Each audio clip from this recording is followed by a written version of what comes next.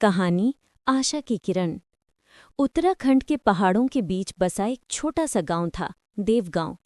चारों ओर हरे भरे जंगल, बहती नदियां और बर्फ से ढकी चोटियां उसे और भी खूबसूरत बनाती थीं। लेकिन इस सुंदरता के बीच गांव के लोगों की जिंदगी उतनी आसान नहीं थी। वहां खेती करना कठिन था, स्कूल दूर था और रोजगार के साधन बहुत कम थे। इस गांव में एक छोटी बच्ची रहती थी, आर्या। आर्या मात्र 12 साल की थी, लेकिन उसकी सोच और हिम्मत उसके उम्र से कहीं बड़ी थी। वो हमेशा नई बातें सीखने और अपने गांव के लोगों की मदद करने का सपना देखती थी। आर्या हर सुबह सूरज की पहली किरण के साथ उठ जाती थी।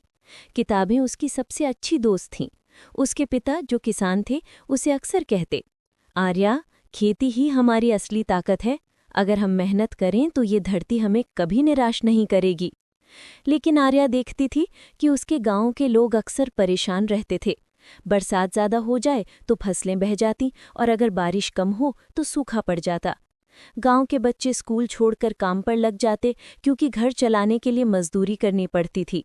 उसके मन में सवाल उठता कि क्या कोई रास्ता नहीं है जिससे हमारा गांव बदल सके। एक साल बरसात बहुत ज्यादा हुई। खेतों की सारी फसलें नष्ट हो गईं। गांव के लोग बेहद निराश हो गए। कई परिवारों के पास खाने तक को अनाज नहीं बचा।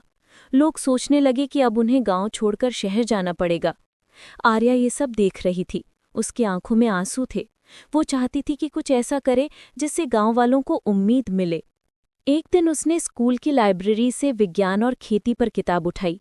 उसमें उसने पढ़ा कि कैसे कुछ जगहों पर लोग पानी बचाने और नई खेती की तकनीक से अपनी जिंदगी बदल रहे हैं। उसने ये बातें अपने पिता और गांव के बुजुर्गों को समझाने की कोशिश की। शुरू में सबने उसका मजाक उड़ाया, अरे ये छोटी सी लड़की हमें खेती सिखाएगी। लेकिन आर्या ने हार नहीं मानी। उसने खुद प्रयोग करना शुरू किया। घर के आंगन में उसने एक छोटा सा गड्ढा बनाया और उसमें वर्षा का पानी इकट्ठा किया। फिर उसी पानी से उसने टमाटर और पालक उगाई।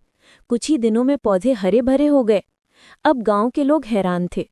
सब कहने लगे, अगर छोटी आर्या ये कर सकती है तो हम क्यों नहीं। धीरे धीरे पूरे गांव में पानी बचाने के लिए छोटे छोटे तालाब और टैंक बनाए गए। लोग आधुनिक खेती सीखने लगे।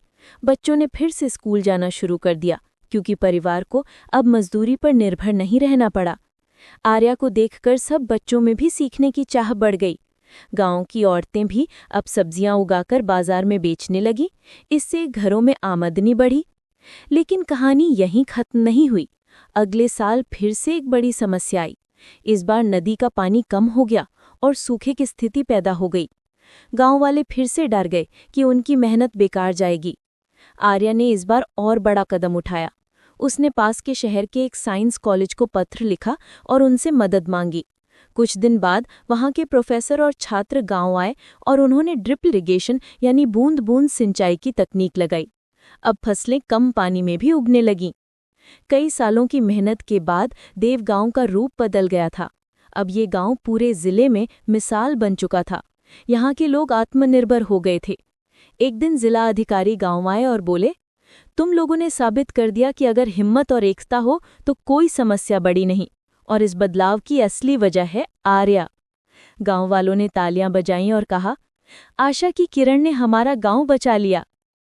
आर्या मुस्कुराई और बोली, मैंने अकेले कुछ नहीं किया, ये सब मिलकर करने की ताकत है। सीख। ये कहानी हमें सिखाती है, छोटी सोच भी बड़ा बदलाव ला सकती है। सपने देखने की कोई उम्र नहीं होती। मिलकर काम करने से ही कठिनाइयों पर जीत मिलती है।